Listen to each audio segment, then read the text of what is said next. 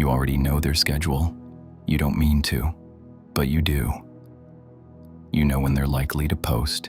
You know what silence from them probably means. You have rehearsed conversations with them that will never happen. Carl Jung spent 40 years studying this. Not the person you can't stop thinking about, the machinery inside you that won't let go of them. The conventional account says obsession is about love or longing or the specific unbearable quality of what you lost. Jung thought all of that was a distraction. What you are attached to is not them. It is something in them that belongs to you, something you buried, something you were not permitted to keep. Jung had a name for what you're doing, and it has nothing to do with them. Jung called it the shadow. Not a metaphor, not a literary device, a structural component of the psyche that every human being carries. From the earliest years of psychological formation, we learn what we are permitted to be. The qualities that were praised, we absorbed. The qualities that were punished, shamed, inconvenient, or simply too large for the container we were given. We did not discard them. We cannot discard psychological material. We compress it. We seal it into a region Jung described as the personal unconscious, and we stop looking at it. But the material doesn't stop existing. It exerts pressure, and the most reliable mechanism it uses to announce itself is projection. We find someone in the external world who carries, visibly, what we have hidden internally, and we become unable to stop looking at them. This is not admiration. It is not love, though it can wear the costume of both. Jung was precise about what projection does to perception. The projected content is experienced as belonging entirely to the other person. The man who cannot tolerate his own tendency toward cruelty will find himself magnetized by someone who expresses cruelty freely, unable to explain the fascination. The woman who suppressed her own ambition will find herself in the orbit of someone whose ambition she experiences as simultaneously repellent and impossible to leave. The obsession is the shadow's gravity, and here's the part Jung considered most significant: the intensity of the attachment, the degree to which you cannot let this person go, cannot stop thinking about them, return to them across reason and evidence, and your own stated intentions, is not proportional to how much they gave you. It is proportional to how much shadow material they are carrying for you. The shadow doesn't announce itself. It chooses someone else to wear its face. In analytical practice, Jung documented a pattern he encountered with consistent frequency across patients otherwise unlike each other. Highly functioning individuals, professionally capable, relationally aware, articulate about their own psychology, found themselves unable to detach from relationships that had ended, sometimes years prior. The cognitive understanding that the relationship was finished, that the person had moved on, that continued attachment served no purpose. None of it produced attachment. What Jung found through the slow excavation of what these attachments represented was not love preserved past its natural expiry, it was shadow recognition. These patients had found in the absent person a quality they had systematically denied in themselves. The attachment persisted not because of who the person was, but because of what they had represented, the living evidence that the suppressed quality existed and could be expressed. When the person was gone, the patient lost their only permissible access to that quality. This is the first layer, the clinical one. You may recognize it at a distance, the way you recognize a stranger's behavior in a waiting room. The second layer is closer. There is a specific pattern in which a person returns to the same relationship, or the same kind of relationship, repeatedly. Not because they do not know it caused them distress. They know precisely. Not because they lack the capacity to form other attachments. They may form many. They return because the shadow content activated by this person, the specific psychic material that surfaces in this dynamic, and only this dynamic, remains unresolved. The return is not weakness, it is the unconscious attempting to complete something the conscious mind has refused to examine. Jung described this as compulsive repetition. The psyche will manufacture the same condition until the underlying material is made conscious. If it is not, the loop continues. with different people who provoke the same feeling, in relationships that follow the same arc, with the same unresolvable quality that you cannot name but always recognize. The third example is the one that takes longest to acknowledge. It is the obsession that outlasts the relationship by years, that persists after you have genuinely wished them well, after you no longer want them back, after the story you tell about them has softened from resentment to something almost neutral, and still, at particular moments, in particular conditions of tiredness or solitude or unexpected similarity, they surface, intact.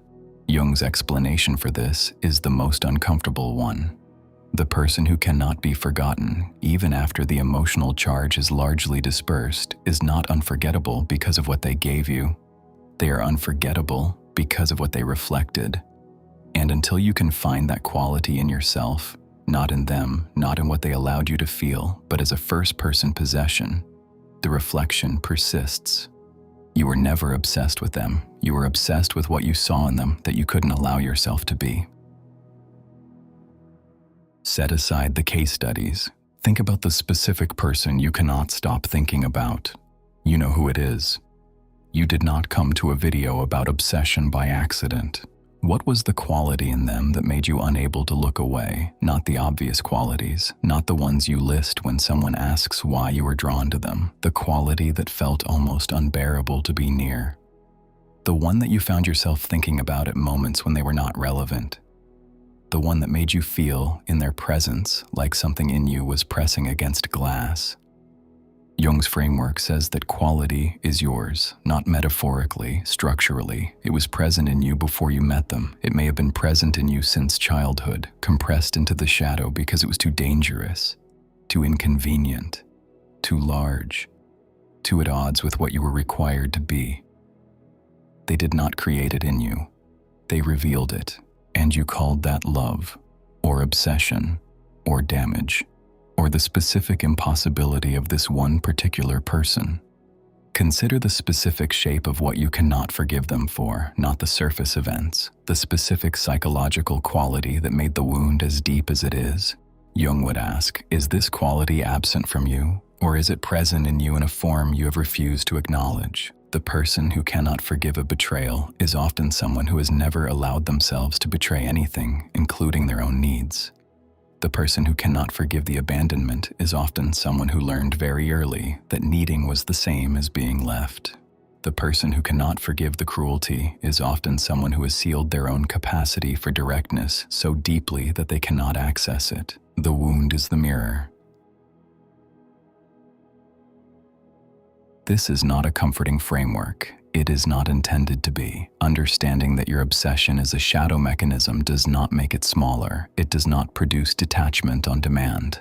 Jung was explicit. Shadow work is slow, non-linear, and resistant to the kind of insight that feels like resolution. Naming the shadow does not tame it. What it does, the only thing it reliably does, is shift the question. The question is no longer why they won't come back, or why they treated you that way, or what was wrong with them, or what you should have done differently. The question becomes what in you required this particular mirror to see itself.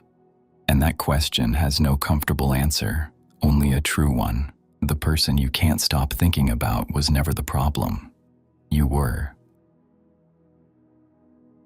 Jung did not believe most people would do this work, not because they lacked the intelligence, not because the framework was inaccessible, but because the shadow contains material that was sealed for a reason. The qualities stored there, the ambition, the aggression, the need, the refusal, the desire, the parts that were too inconvenient to carry openly, were placed there under pressure, often under conditions that made their expression genuinely unsafe. Retrieving them requires tolerating the recognition that you have been living with a reduced version of your own psychology, not as a temporary setback, possibly for decades. Most people prefer the obsession. This is not a judgment. It is the clinical observation Jung returned to repeatedly. The obsession is painful, but it externalizes the problem. It locates the missing piece in another person. It makes the resolution contingent on something external. Their return, their explanation, their acknowledgement, their change. This is an infinitely more manageable narrative than the alternative. Because the alternative is, the missing piece is in you. It has always been in you, and retrieving it requires facing the material you sealed away under conditions that made facing it feel like dissolution. Jung described individuation, the lifelong process of integrating the shadow, as the most demanding thing a human being can attempt, not because the shadow is evil, but because it is real, because it asks you to claim qualities you were taught to be ashamed of, to acknowledge desires you presented as absent, to own the very capacities you have spent years locating in everyone else. The person you cannot forget is not a chapter you failed to close.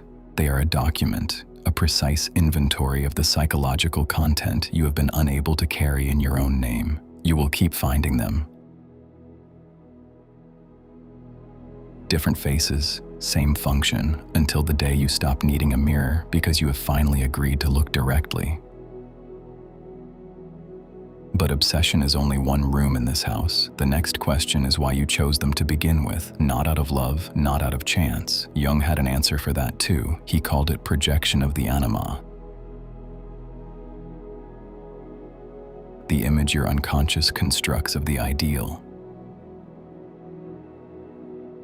and then casts onto a real, imperfect, entirely unsuitable person.